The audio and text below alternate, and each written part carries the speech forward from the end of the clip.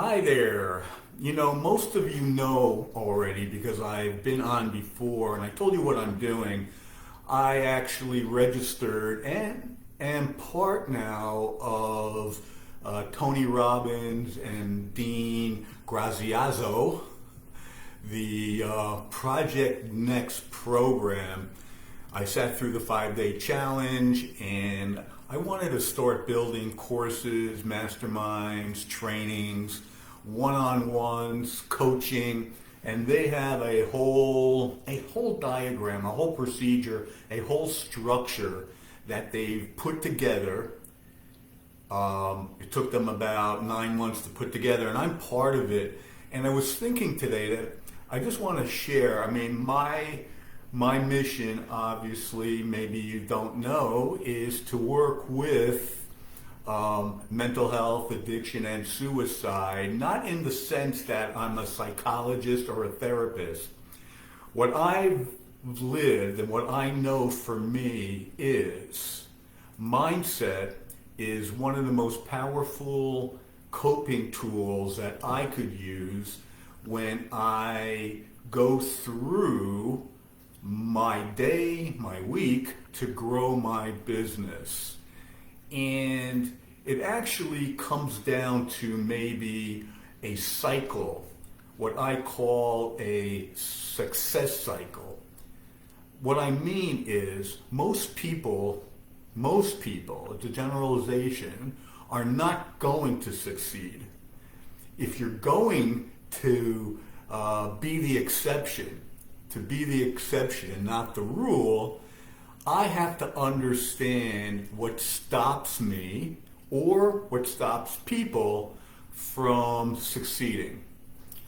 So it was explained in one of the first modules that Tony and Dean had put together, module 1, that they created a success cycle, which I think anybody could implement in your business, in your health, in your passion, when you want to maybe grow into a program, a mastermind, a master class, a course, a one-on-one, which I've never done before, and I'm kind of scared because I don't know really how to do that. But I want to grow into the digital arena, social media, and bring it all together. The success cycle that they talk about, and which I've already gone through the exercise, is 4 boxes. Paint this in your head. Put a box top left-hand corner, name it potential. Put a box to the top right-hand corner, make that and label that action. Below action, put a bottom right box and put results in there. And then to the left of it, put another box and write certainty/beliefs. Then just put arrows going to the right. So for potential to action, you put an arrow. Action to results, you put an arrow down. Results to certainty, beliefs, you put an arrow to the left. And certainty, beliefs to potential, you put an arrow up. Having this diagram and then having a mission are the keys to success as I'm learning it now. Now, these aren't things that I've never encountered before, that I've never studied before. I have, through Tony Robbins programs, through Dean, through readings with Jack Canfield and John Maxwell and a bunch of them, a bunch of mentors, right? So who am I going to serve? What is my mission? Who am I here to serve? And again, my courses, my masterminds, my trainings are going to be around the arena of helping, guiding those individuals. They could be CEOs, they could be business people, they could be people actually challenged with mental challenges, who feel stuck knowing that they cannot maybe rebirth themselves to start something else, to get back into the groove and to make something happen. So what am I giving and delivering to my, I'm going to call them ideal client? That's the first thing I had to actually think about, and then write a little or a lot about that. And there's like 3 steps really quickly for creating success for myself, and with a program that I will be putting together, and it takes momentum to do that. So with that momentum, with my mission, with understanding that potential leads to action, the action leads to the results leads to your certainty, your beliefs, and those beliefs go back up to potential. It's similar to cognitive behavioral therapy. If, let's say, you are and you have taken courses on that, or maybe you've sat through some sessions, I know I have, for my recovery, my salvation. So there's 3 steps. And one of the first steps after the mission, and after knowing what that mission would be, is to ask yourself, are you obsessed with your mission? And what are you doing about that? What obstacles are you faced with if you're not obsessed? Because an obsession could also, you could define it also as a passion. Are you passionate about what you want to teach, what you want to go into? For me, if I'm going to give you the example for where I'm going with my course, my trainings, my masterminds, my master classes, I will be giving courses on how to educate, how to advocate, how to create a belief system through my obsession of this because of my lived experience, creating a belief system for others, whether it be in business or within mental health, on how to create a will, a desire to make a transformation, to make a change. So first, that's the first step, is to become obsessed, become passionate, so I can pass that energy, because that's only what it is. It's energy, right? So I give that energy to others so they can create their own destiny. I'm not their guru. I'm not going to change it for them, but I'm going to give them the tools, the energy, and I will explain that further on how to do that. And it could be as simple as just saying thank you or having gratitude. That could actually create some energy. You know, the next thing that we do is we ask ourselves, are we taking massive action? Because massive action is just not an action that you do half-assed. You really got to power it in.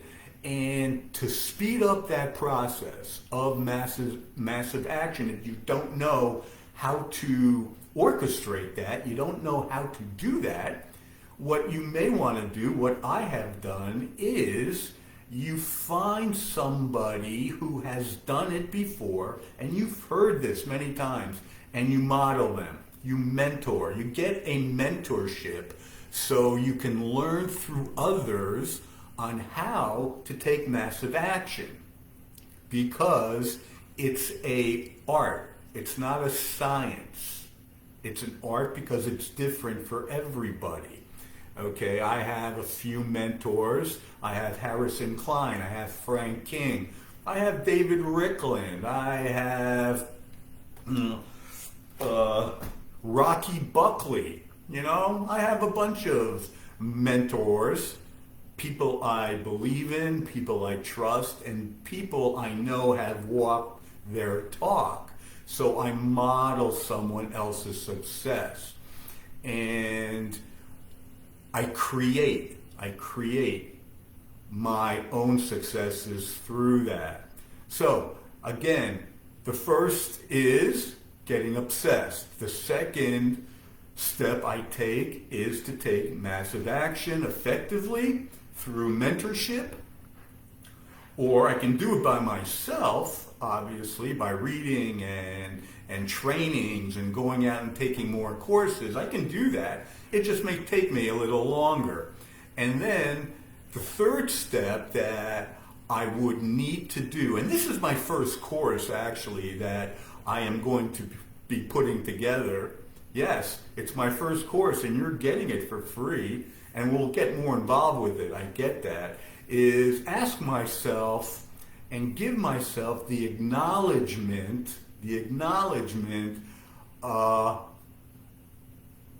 of grace in my life. Okay,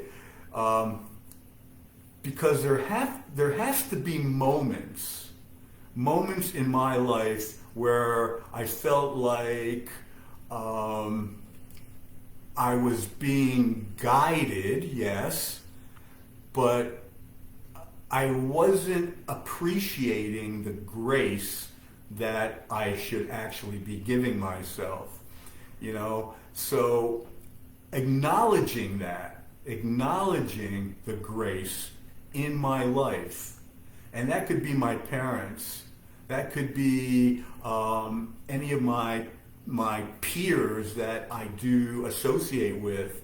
It could be somebody giving me some emotional support. It could be my significant other, somebody who has guided me to guide myself through grace.